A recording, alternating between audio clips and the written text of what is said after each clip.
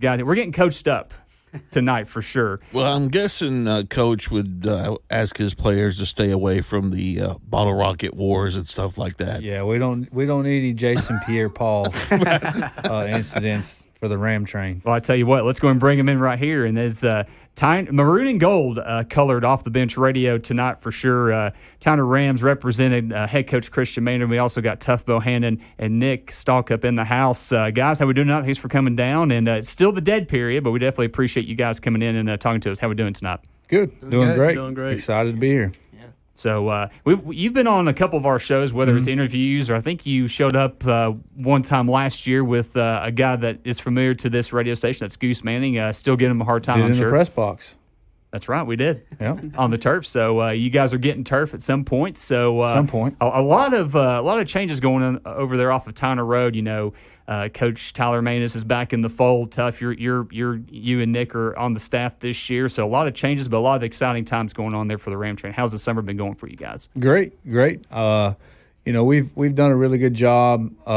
Players, you know, we've kind of gone a different direction with, you know, making sure that we try to get our guys to understand how important it is. You know, I know it's a cliche. You hear every program talk about doing little things correctly. You know, because we've got athletes, we've got guys that can play football. You know, we're trying to coach them up, but at the end of the day, little things matter. So we're trying to get them to understand from the culture aspect that we have got to take that as a priority in our program. And, you know, we kind of stole something from Tennessee, went to the Tennessee Coaches Clinic. You know, their big slogan or what they use is 1-0. And so that's something that we're trying to preach to our guys every day. Going 1-0 on every rep, whether it's in the weight room, practice field, watching film, doing the little things, go 1-0 on those things. So when we get to big things on Friday nights, we go 1-0 in those moments. And so, you know, that's kind of what we've been preaching. Our guys have been responding. You know, we had a great showing and a great time at the UTC 7-on-7. We ended up winning that. Yep. Played a team out of Birmingham that had some good looking dudes on the other side. So I'm really pleased. And I look at it, you know, summer, spring. It's off season's one. You know, it's one phase at a time. And you know, we're getting to what I say is phase 3, which is July fall camp. And then when you get into phase 4, so we're getting there. Okay, Nick, let's go ahead and bring you in here. Kind of talk about, you know, for those who aren't familiar with you or your path getting to Chattanooga and ultimately winding up here at Tyner. Kind of talk about, you know, where'd you come from and how you wound up being a part of the Ram Train coaching staff this year. Yeah, for sure. So I played for Coach Chandler Tygard back in 2017 at Ravenwood. Okay. Then I ended up joining the Army for a few years, but every year he'd text me, tell me to come coach with them. So finally, when I got out of the Army, made the move to Chattanooga. And, the rest is history. So I ended up joining his staff and meeting Coach Tuff over here. Well, thank you for your service, first of all. And, you know, one thing, we were looking, you know, doing some research for the show here. So class of 2018, you played basketball and football. So looking at the huddle stats, there are huddle stats on Tuff and Nick here. Listen, here we go. That was before my time. My huddle stats were accurate, but go ahead. So a 4.5 40-yard dash for Nick and a 2.45 bench press.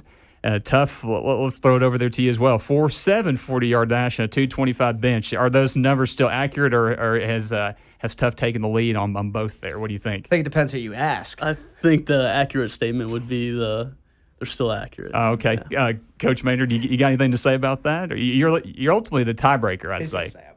I definitely think Nick is faster. I haven't really seen him open up and run, but I have seen them lift. They come in and lift sometimes before our workouts in the summer, and so Nick definitely has the bench press. He's beaten Tuff on that. You know, my stats aren't on there. I guarantee you I can bench more than both of them. You know, they haven't seen me bench either, so I'm not really in.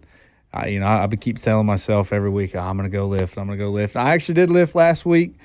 Legs were really sore, hurt my golf game a little bit, but that's okay. We persevered through. There you go.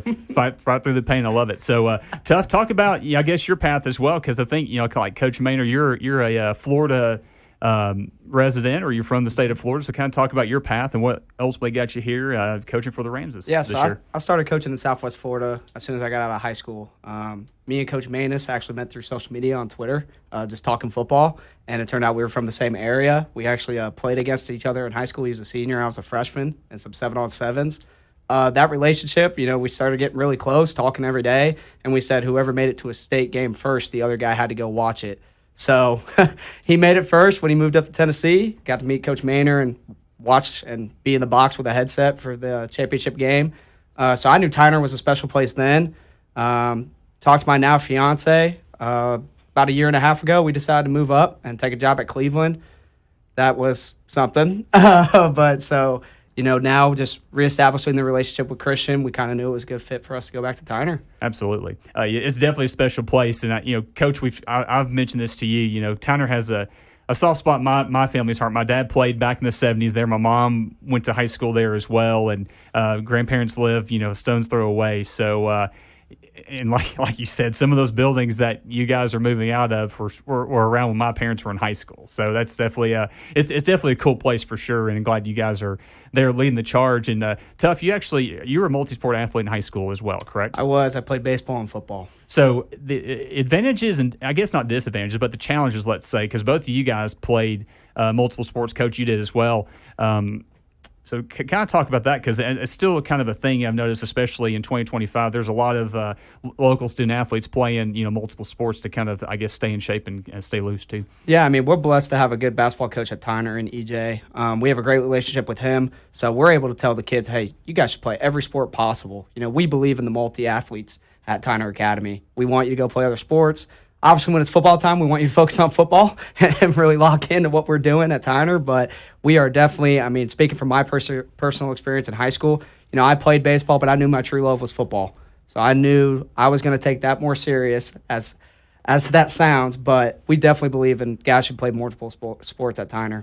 Nick, kind of the same thing, I guess? Yeah, I do agree. I think primarily coming from me, it's a little biased, football. Sure. And then Of secondary, it's just things to help with football, like movements and stuff like that you wouldn't necessarily get in all of football. Yep. Coach Mainor, I think you played baseball in high school too, correct? So Baseball and basketball. There you go. So any chance we can get out to the hitting cages at Saragoonies and get a blow-by-blow with Coach Bohannon Now here? we're talking. I think we need to get on a mound and actually pitch to each other. I think that's what needs to happen. Mm-hmm. Now this guy over here, Joe Varner, a pretty established local legend at Ray County High School. Joe, tell them about your rushing average for the Golden Eagles, because that's always a go-to source of discussion for sure. Oh yeah, big package. When I went in, averaged about 4.5 yards per carry. So I'll take that. yeah, that was on about 4 plays. So, but I consider it felt like 20 plays because I was out of breath after that. After that, a little session there. So if you guys had to come up with, let's call it an off-the-bench package, what kind would that be? Would that be just like a goal line where nobody moves much? Because, you look at me and Joe. or is it wide open, just throwing down the field? I like your height. I think we got to throw you a little jump ball. There we go. I love it. Corner of the end zone? Yeah. I love it. Yeah, get to the pylon, let you go be an athlete. 6'3" frame will definitely get some work in for sure, Joe. Yeah. I like that. Sounds good. You got to hand me the ball, Coach. Let me take care of it. What do you throw the ball? You've convinced me, man. You've convinced me. Now, before we go to our first break, we were talking out there in the green room right before we got started. And, Joe, these guys are huge basketball fans, including Lakers in the house. So, There we go. But it came up, the GOATs. So, obviously, the MJ LeBron discussion got going. Where do we all stand on that? Let's just let's hash it out here on the air before we go to break. I grew up a huge LeBron fan. When he first came in the league, I think I was maybe in second or third grade. I remember getting up the next night watching the highlights on SportsCenter. But for me, after watching The Last Dance, I think it really convinced me that Michael is the GOAT. I think for him, he 6 for 6, took time off, went and played minor league baseball. He's the GOAT, and I understand there's a little bit of argument there. LeBron's had a great career. I know these young guys probably don't even know who Michael Jordan is, except for Space Jam. That's probably the only way they know him. That's fair. But I think Michael's the dude. So we saw head shaking no from Nick and Tuff. So I'm guessing you guys think LeBron is the greatest. LeBron's the greatest. You want to talk about The Last Dance? Wait till LeBron's documentary comes out. Okay, it's gonna wipe the floor with The Last Dance. Okay, he went 6-0. Cool. He had Scottie Pippen. What happened the years before that? How can you call basketball and be the GOAT when you leave the sport to go play baseball? So how many parts of that documentary would include his load management time off? I don't believe in load management or that he does that. But the GOAT does what the GOAT does. You got some angry fans that have bought some tickets that would disagree with that. Fair point. Nick, how about you? I'm guessing you're a LeBron guy too. I am indeed a LeBron guy. He's talking about the 6 for 6 with Jordan, but what about the other times he made the playoffs and didn't make it to the finals? LeBron lives in the finals. He's played the most games ever. I'm just going to sit back and let this play out here. This is every day in the office. The East traditionally, since LeBron's been in it, has been a weaker conference than I think what you may have seen with Facts. what Jordan went through. The West was probably the weaker conference during Jordan's era. I mean, you had the Celtics at the beginning of Jordan's career. You've got the bad boy Pistons they had to get through. I mean, the washed up Pistons, yeah. The bad boys, but the end of their era. But and it was a way different game back then too. It was way more physical. Yeah, but no help defense. Well, I mean, no zones. I know you're 2 young bucks right there, but I got to side with Coach on this one. Even though I'm a huge Kobe fan, I complain to a lot of people that he's not included in this conversation because people don't realize that Kobe had more all-time NBA defensive teams than Michael Jordan had. And so people just think Kobe as the offensive guy. But, I can't do LeBron, man. I can't do LeBron because the one scene that gets me is when he is with the Heat. They're playing San Antonio in the playoffs, and he gets a little stinger or something. He has to be carried off the court. And then they go up and down once or twice, and then he comes back out like nothing happened. You can't do that. The only time I saw Michael get carried off is when he had food poisoning against the Utah Jazz. And right. What did he drop? How many points he scored in that game? It was a few. How many shots did he take? Enough to win. Oh, here we go. Well, the one thing he did drop was another trophy in the trophy case, didn't he? Yeah. Kind of winding down the dead period, and then it's a full sprint until week number 1. That's, I believe, August the 22nd, I believe. Yes, sir. So a lot of 7-on-7s before then. So to kind of talk about the process there, because obviously you guys won the UTC 7-on-7, back at a few weeks ago. So kind of talk about the process there, and you guys just try to find people that are willing to work with you guys, or is it like a lot of the coaching connections you guys make, or kind of what's the process in getting those set up, and I guess scrimmages as well?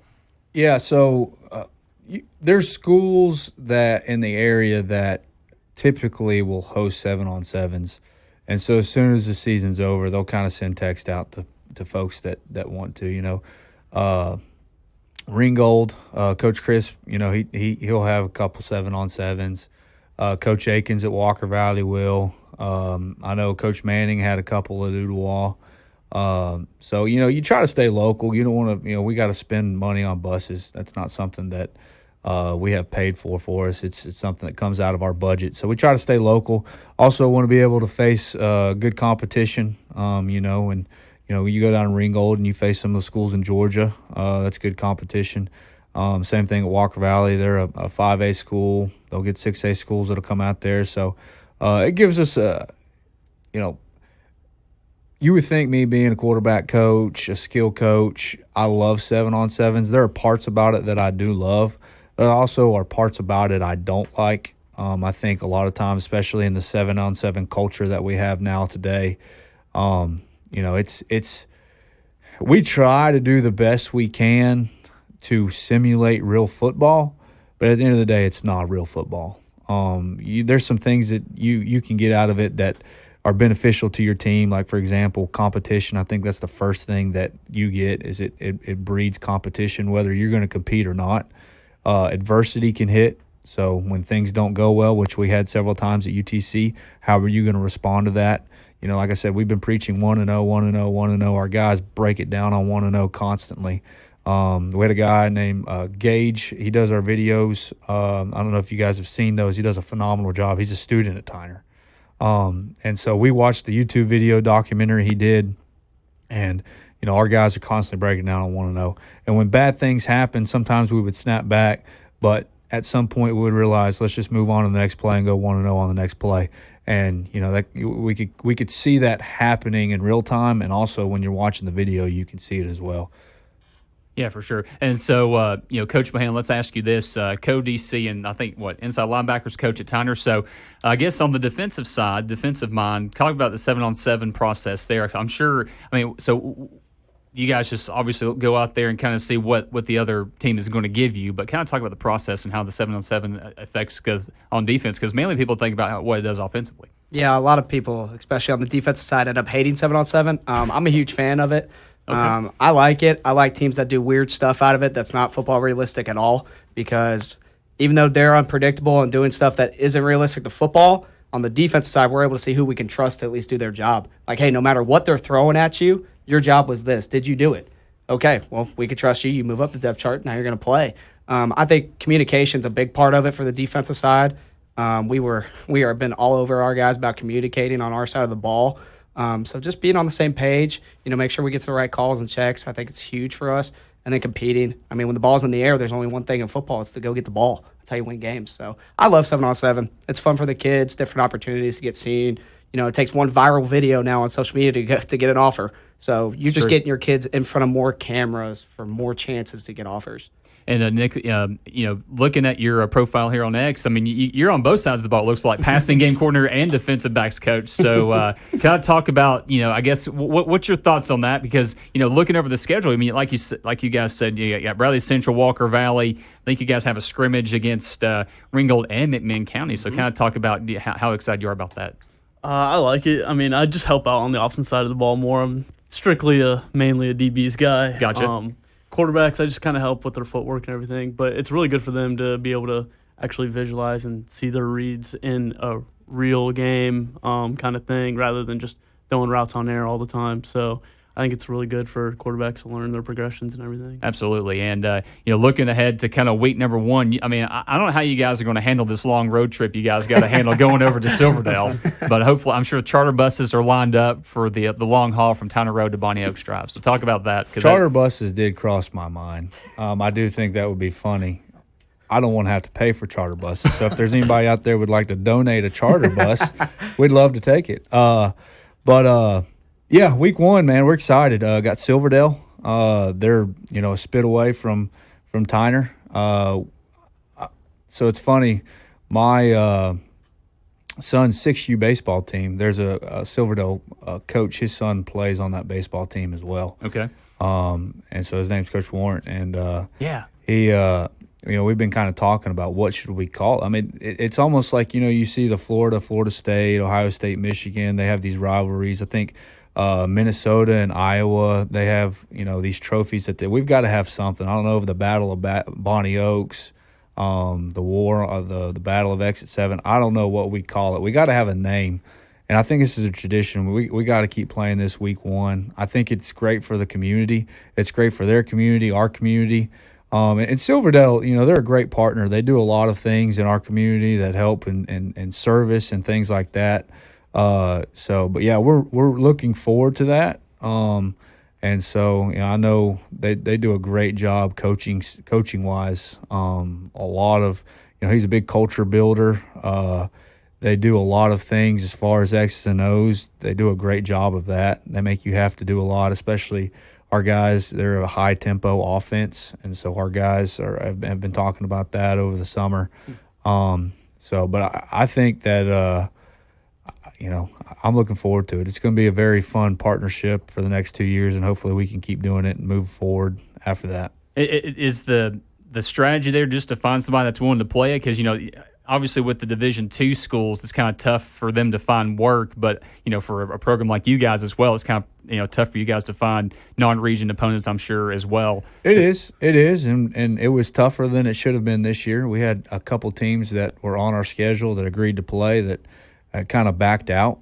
And so I my kids give me gray hairs, but I think scheduling during I think it was November when we started scheduling, that gave me gray hairs because I had a full schedule after like the first 2 hours that our region schedule dropped, and I'm like, I'm feeling good about myself, and then all of a sudden I get a couple calls from different coaches saying, yeah, it's not going to work out. So then I'm back on the trail trying to find, and I want to stay as local as possible. Just because, like I said, we do have to pay for our buses. It comes out of pocket. I think we end up spending like $13,000 on transportation alone last year.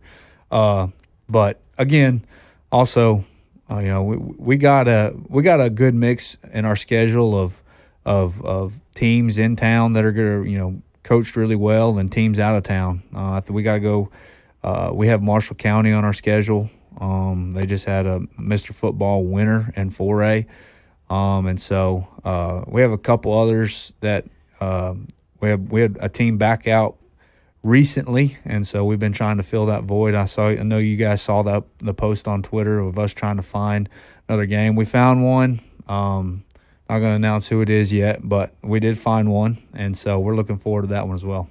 Yeah, very good. And I guess selfishly for us covering you guys and just our local teams, it's cool to see like those non-region matchups that you don't get to see every year. So that's pretty cool to get a spotlight on that for sure. As coaches, you don't want to look back to the last season, but looking over the schedule, you guys were in one possession games all over the place. I think the first game and last game of the season was the only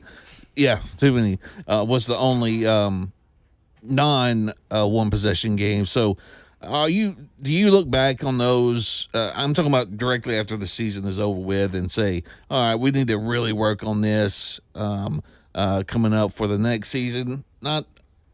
With the players and with the coaches. Are you looking more at what you could do better or the team? Because it's going to be a whole new team the next season. Yeah, so honestly, a little bit of both. We obviously – last season was last season, but there's always something you can learn from it. For us, we learned that we were pretty resilient. We also learned that we shoot ourselves in the foot and put ourselves in situations to be resilient. And so what can we do to remove – you can go back and look at every game that was a one-possession game and look at 2 or 3 plays and really I can tell you 3 plays against Ray County right now. I can tell you two or 3 plays against Central right now. Same thing with Meigs County. We fumbled the ball on the 4-yard line to go up 3 touchdowns. For us, it's that mindset, and I know it sounds like brainwashing, but we're trying to go 1-0. So we want to do little things better. We want to be more fundamental. I think if we can do those things, it'll help get us out of that. Also, although we were experienced up front, we were very inexperienced in our especially offensive skill positions. We bring everybody back in those positions. We bring back 3 offensive and defensive linemen. So this is by far going to be the most experienced team I've had as a head coach. And so I think part of that will do that as well. So, yeah, obviously I'm proud of how resilient we were in those one-possession games. But at some point, if we're going to be the football team that I know we can be, we're going to have to put our foot down. And I had an old basketball coach say, snatch souls. I love it. We've got to have that mindset when we have opportunities to close the door. We have to do that. And so, like I said, but it's taking the approach of one play at a time, be present where your feet are. And I think if we can do that, hopefully, we got some good football teams on our schedule. So it's not like I'm saying we're just going to be able to run by everybody. But I think for us, if we can just take that approach, it'll help us out and hopefully have a few less one-possession games. I'm telling you, and one of those resilient games we were talking about during the break was their game at Marion County last year. This guy became known as the triple icer head coaches around here because using all 3 timeouts late in the game, Marion County misses a field goal, goes to overtime, and get a big win in OT there. So pretty big deal. So what was the I guess the most memorable game from last year? Was it Marion County or was it something else, you think? Probably Marion County. Just because, I knew seeing them on film that they were going to go win the 2A state championship. Coach Starkey does a great job. all their coaches do over there. They've got some dudes, they got some athletes, that can match our athletes. And so I knew it was going to be a war. But yeah, that and honestly, you talk about shooting ourselves in the foot. We get a punt blocked. We had a bad snap on a punt that our punter had to run. He was actually 3 yards short of the line to gain, and so. We put ourselves in that situation. I wouldn't be the triple icer if we just could get a punt off.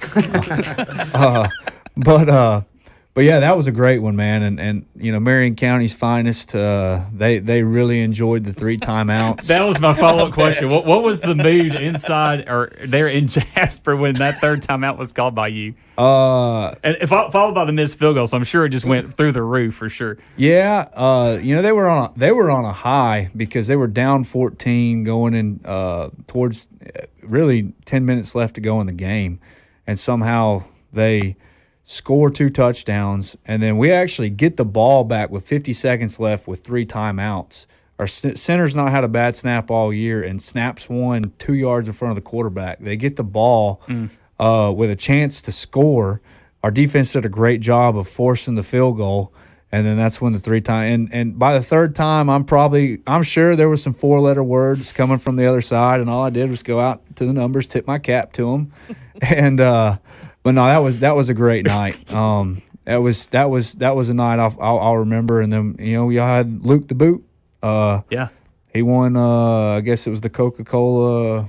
Yeah, I think it was our Performance of the Week award winner on this program. So for the game winners. So I gotta give Kurt Tucker a shout out because we were in the middle of our overtime post game format.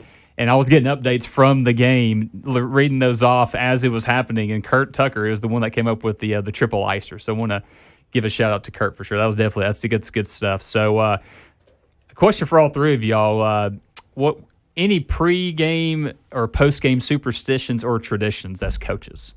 I mean, last year we all just went out to eat before the games as the defensive coaches and staff. What was the spot? We went to City Cafe. We're in Cleveland. Man, so, okay. That was our tradition last year. I'm not a big superstition guy. I think if you put the work in, the result's going to be what it's going to be.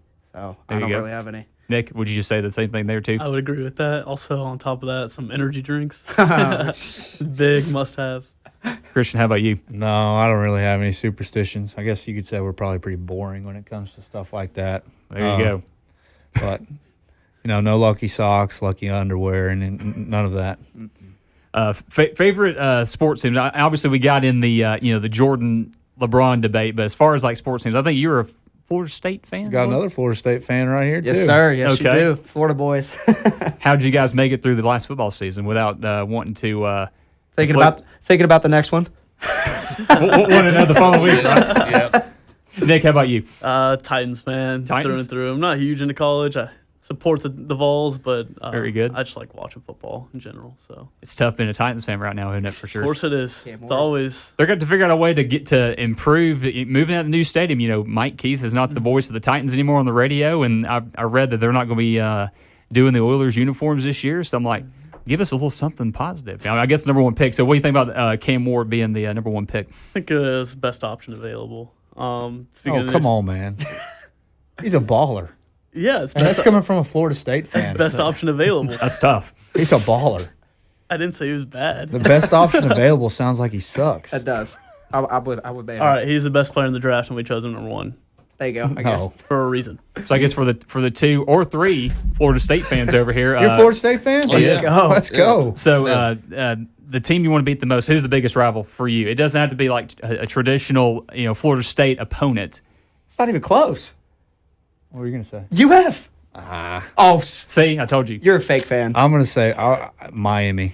Okay. Miami. See, I think this is where the age gap comes in because I will agree. I got to go Miami so, too. So you didn't grow up in the wide rights. Yes. You didn't grow up in the number 2 versus number 1. I grew up when Tebow was beating us every year by 50. Exactly. So that made me hate Florida. Trust me, I hate them both. Clemson's not. They'll never get there, but they're sneaking their way up there. Mm-hmm. Right. I agree. Not a big fan of Dabo and company over there in South I Carolina? like Dabo. I like what he does. He's a man of faith. I like what he preaches. But I hate Clemson. Well, the one thing I will say that I've not seen my team lose to Florida State in my lifetime, so that's all I'm going to say about that. Tennessee. I mean, Chris Winkie doesn't get hurt. Chris Winkie doesn't get hurt. Doesn't have a fracture in his neck. He plays in the Fiesta Bowl.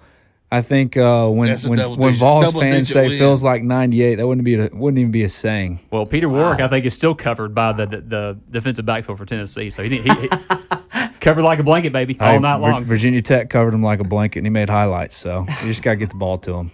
And play a tougher competition too, right? So they made it to the national championship. They did for sure. Joe, what did we learn tonight? What was one thing that stuck out to you?